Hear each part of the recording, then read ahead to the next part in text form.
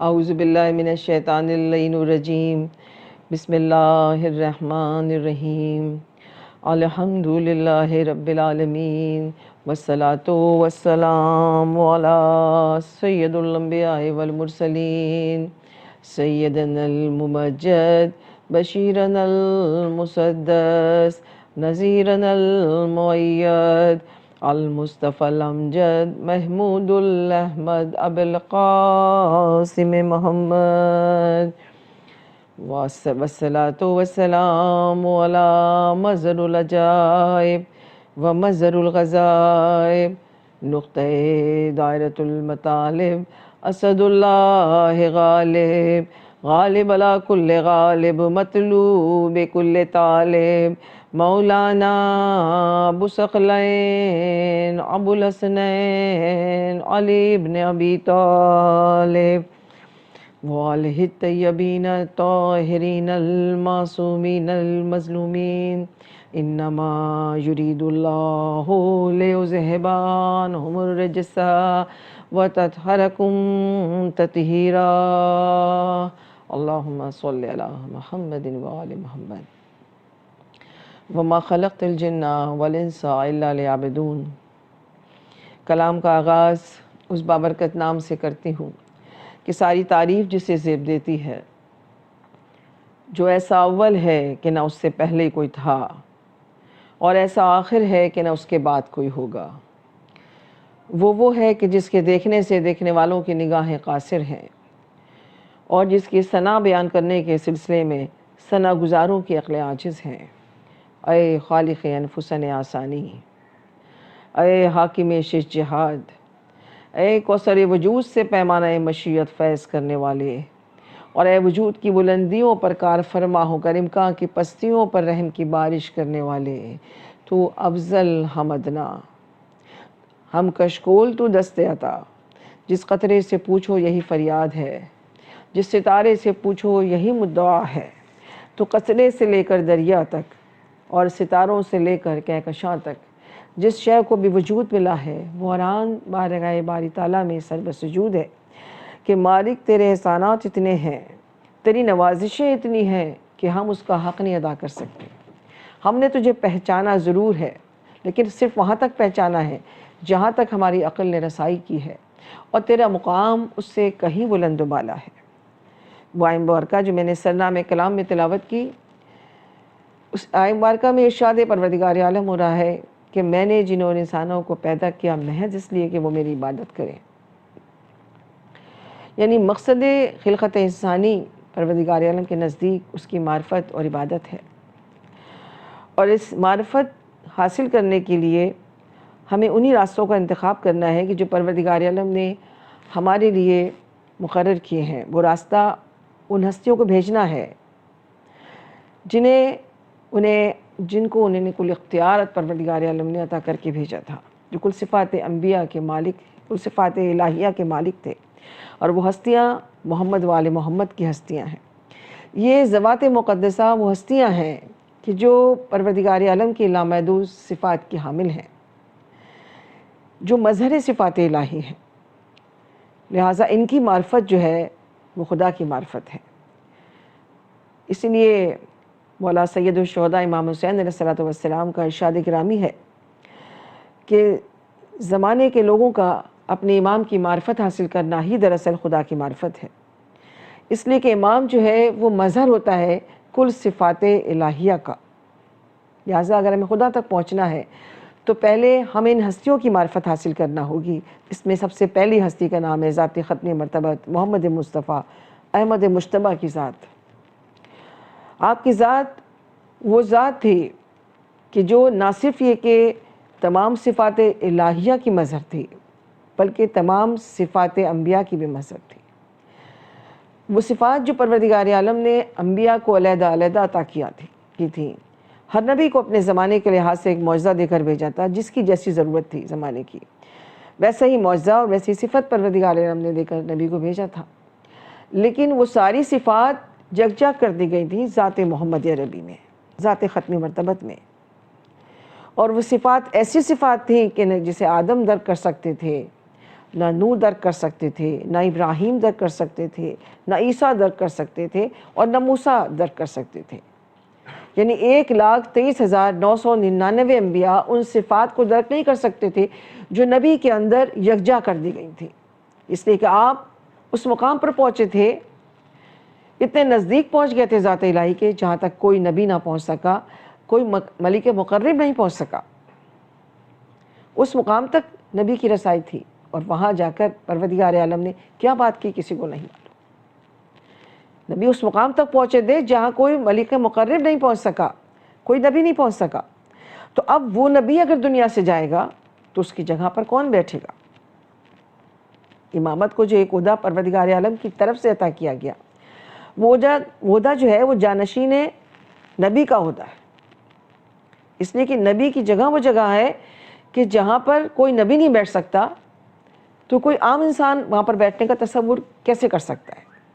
اس لیے کہ دیکھیے اگر کوئی عالم دنیا سے جاتا ہے تو اس کی جگہ پر کوئی بہادر آدمی کو نہیں بٹھایا جائے گا، یہ کہہ کر کہ بھئی یہ بہت بہادر ہے اس لیے اس کو اس کی جگہ پر بٹھایا جا رہا ہے، یا اس کے قدمے برابر ہے، یا بہت بڑا سخی ہے۔ نہیں، عالم کی جگہ پر تو عالم ہی کو بٹھایا جائے گا، ورنہ اگر ایسا نہیں ہوگا تو وہ مقام جو ہے وہ ضائع ہو جائے گا۔ تو اب نبی کی جگہ پر نبی کا جانشین بننے کی صلاحیت جس میں ہوگی اسے بٹھایا جائے گا، اور وہ ذات وہ ہستی ہوگی جس طریقے سے رسول میں ساری صفات الہیہ ساری صفات انبیاء یکجا کر دی گئی تھیں، وہ ذات بھی وہ ذات ہوگی کہ جس کے اندر تمام صفات الہیہ اور تمام صفات انبیاء کو یکجا کر دیا گیا ہوگا۔ اور یہ نہیں کہ رسول نے اپنی زندگی میں اس کا تعارف نہ کرایا ہو، نہ بتایا ہو۔ علی کی چہرے کی طرف دیکھ کے کہا تھا، علی کی طرف دیکھ کے کہا تھا کہ وَمَنْ ارَادَ أُنْذِرُ آدَمَ فِي عِلْمِهِ وَنُوحَ فِي تَقْوَاهِ وَإِبْرَاهِيمَ فِي خِلَتِهِ وَمُوسَىٰ فِي هَيْبَتِهِ وَعِیسیٰ فِی زُہدِهِ وَیوسف فِی جَمَالِهِ انظروا إِلیٰ وَجْهِ علی ابن ابی طالب، کہ اگر کوئی یہ چاہتا ہے کہ وہ آدم کے علم کو دیکھنا چاہتا ہے، اگر کسی خواہش ہے کہ وہ نوح کے تقوی کو دیکھے، عیسیٰ کی ہیبت کو دیکھے، ابراہیم کی خلت کو دیکھے، موسیٰ کی ہیبت کو دیکھے، عیسیٰ کے زہد کے دیکھے، یوسف کے جمال کو دیکھے، تو وہ ایک علی کے چہرے کی طرف دیکھ لے، ایک علی کی زیارت کر لے، سمجھنا کہ سارے انبیاء کی زیارت ہو گئی۔ یعنی بعد نبی علی کی ذات وہ ذات تھی جس کے اندر وہ تمام فضائل و خصوصیات موجود تھے جو رسول کے اندر موجود تھے، جو رسول کی طرح تمام صفات الہیہ کا مظہر تھی۔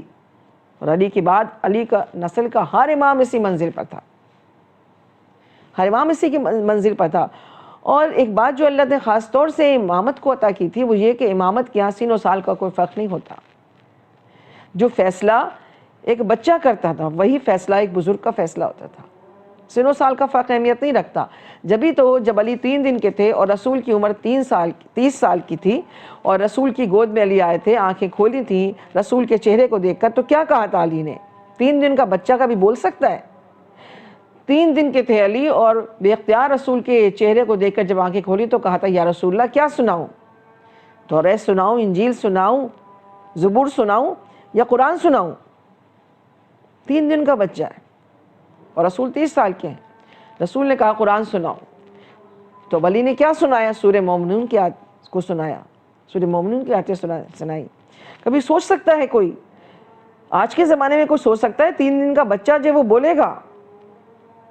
لیکن علی بولے۔ یہ منزل امامت ہے کہ امامت کو وہاں سے فضائل عطا کیے گئے تھے، وہاں سے یہ عہدہ لے کر امام آئے تھے کہ سین و سال کا فرق کوئی اہمیت نہیں رکھتا۔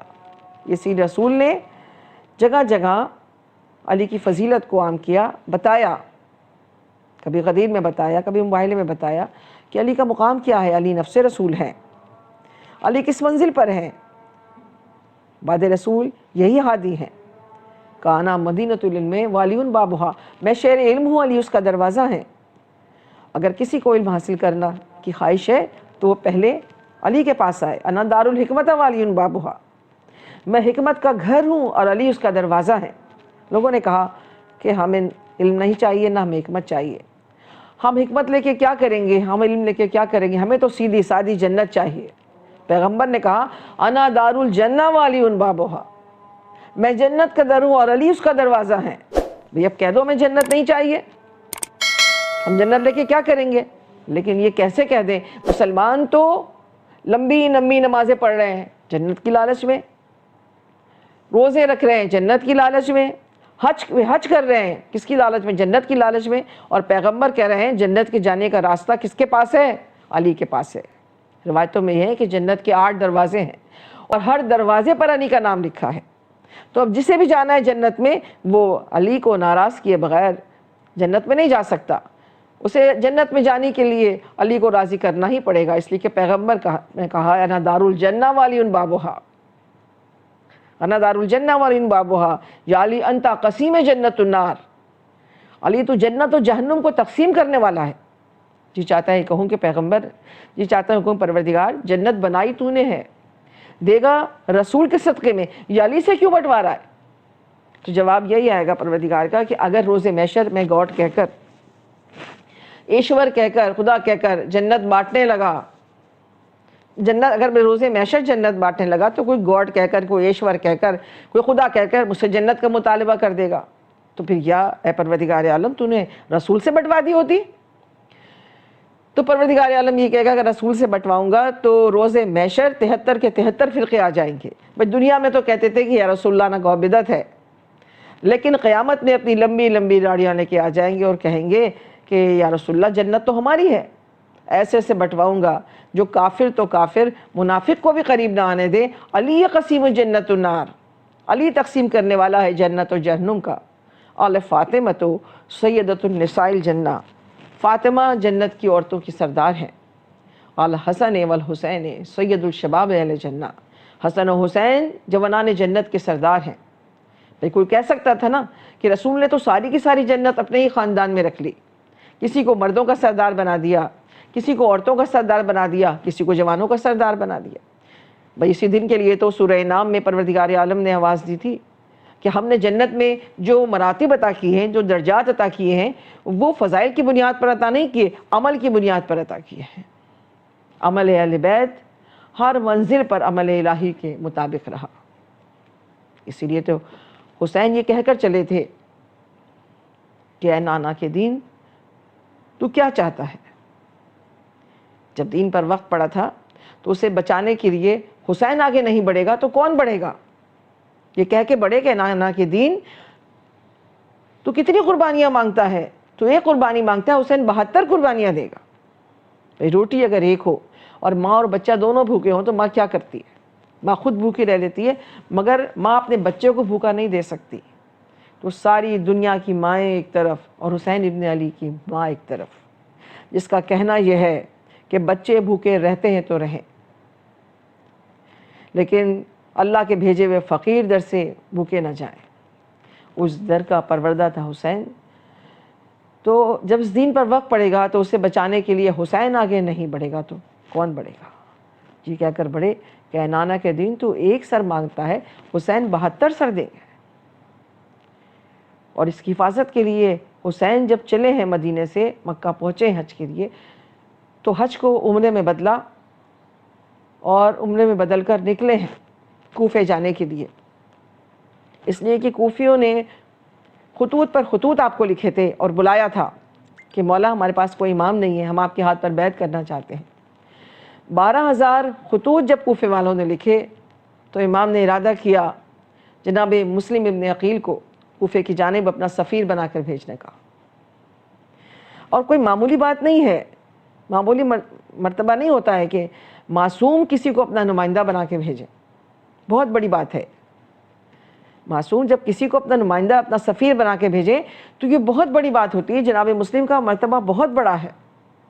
اس لیے آج ہم جناب مسلم کا ماتم کرنے کے لیے آئے ہیں، جناب مسلم کا پرسہ بی بی کو دینے کے لیے آئے ہیں.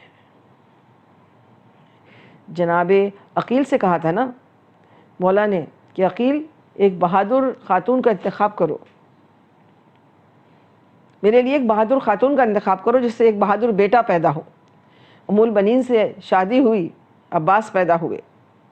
لیکن سوال یہ ہے کہ علی تو علم غیب کے مالک تھے، علم کان فیکون کے مالک تھے.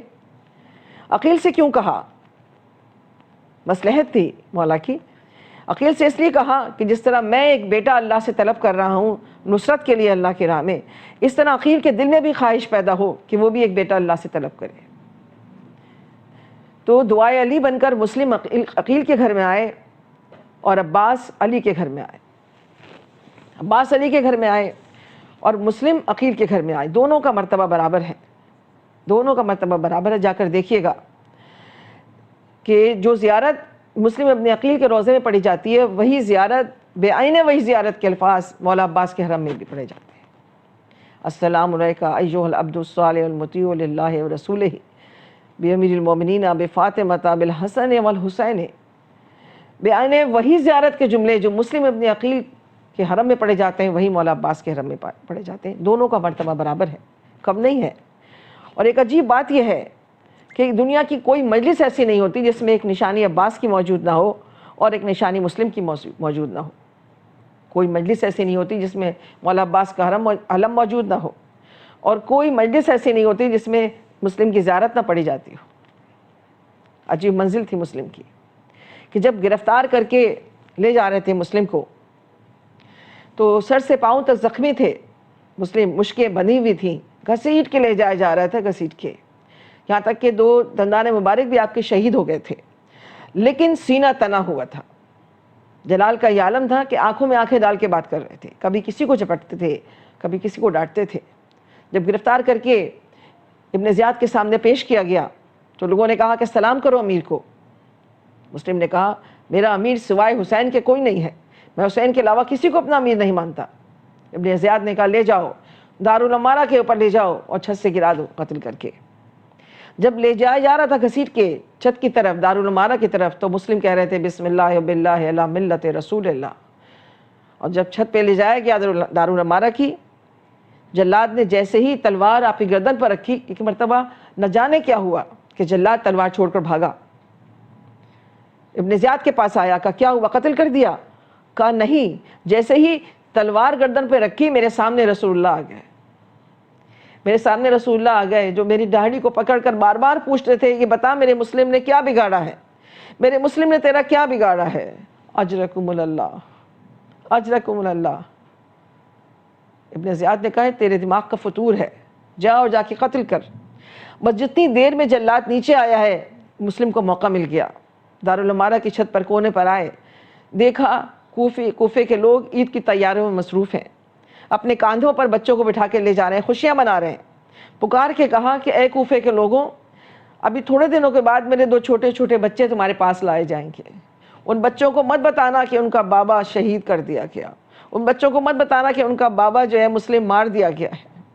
عزیزداروں، جب لوٹا ہوا قافلہ کوفے لایا گیا ہے تو کوفے کے دروازے کے اوپر ایک سر لٹک رہا تھا۔ بیبیوں نے کہا، بیبیوں نے پوچھا کس کا سر ہے؟ کسی نے کہا یہ سر مسلم ابن عقیل کا ہے۔ ساری بیبیاں گزر گئیں، ایک بیوی رک گئی، رقیہ جن کا نام تھا۔